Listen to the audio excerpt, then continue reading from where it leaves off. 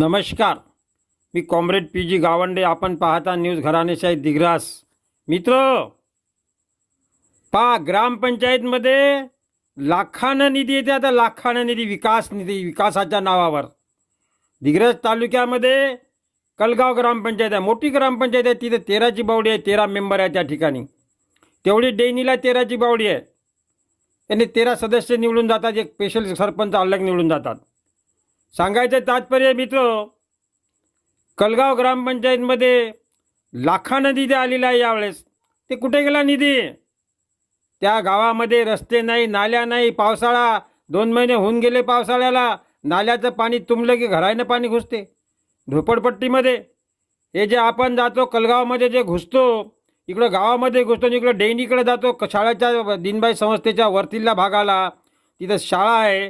त्या शाळेचा वरतीला भाग म्हणजे जाताना उजव्याकडे झोपडपट्टी भाग आहे, तर जुनी झोपडपट्टी.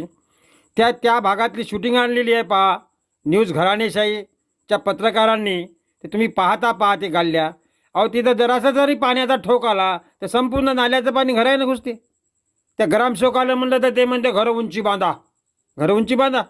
अबे तो काम कर ना, तुम्ही तुमचं कामं करा ना. पैसा भेटत नाही का तुम्हाला? निधी भेटत नाही का? चांगलं बोला ना माणसाला. तिथं माणसं राहतात ना, जनावरं राहतात, परंतु माणसं राहतात ना, जिवंत माणसं राहतील तिथं. हे पहा ना, काय डोबरे संगाळले. आता हे पावसाळ्याचे दिवस आहे, मच्छर तयार होते, डेंगू मच्छर तयार होते. लागण लागली तर कोण जबाबदार त्याला? तिथचे ग्रामसेवक, सरपंच हे जबाबदार राहील ना, मेन अधिकारी तिथले प्रशासनाचे. मग त्या कलगावचा ते झोपडपट्टीचा भाग आहे, त्या भागामध्ये ताबडतोब नाल्या झाल्या पाहिजे.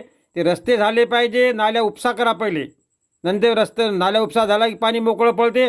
लोकांच्या घरांनी तुंबत नाही, डोबरे साचत नाही. डोबरे साचल्याने रोगराई, चिलटं गोमाशा तयार होतात. त्यामुळे मच्छर होतात, डेंगू मच्छर होतात, लागण लागते, बिमारी लागते. मग हे जबाबदारी याला कोण? हे शासनाचे अधिकारी आणि तुमची जबाबदारी आहे ना.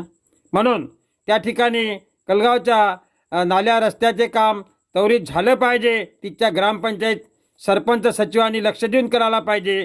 नाही तर गटविकास अधिकारी बसलेलेच आहे इथं बरेच वर्षापासून. पंचायत समिती दिग्रसमध्ये जिल्हा परिषदचे शिव बसलेले आहेत, तिथं कलेक्टर आहेत, तहसीलदार आहेत. पण तेवढ्यापर्यंत तुम्ही काय भानगड जाऊ देता? तुम्ही तुमच्या जाणं होते ना, ते ताबडतोब करा अशी त्या झोपडपट्टी वासियांची मागणी आहे, आणि ते ताबडतोब पूर्ण झाली पाहिजे. धन्यवाद. सोबत आहे कॅमेरामॅन मोहम्मद इक्बाल भाई, घराणेशाही न्यूज.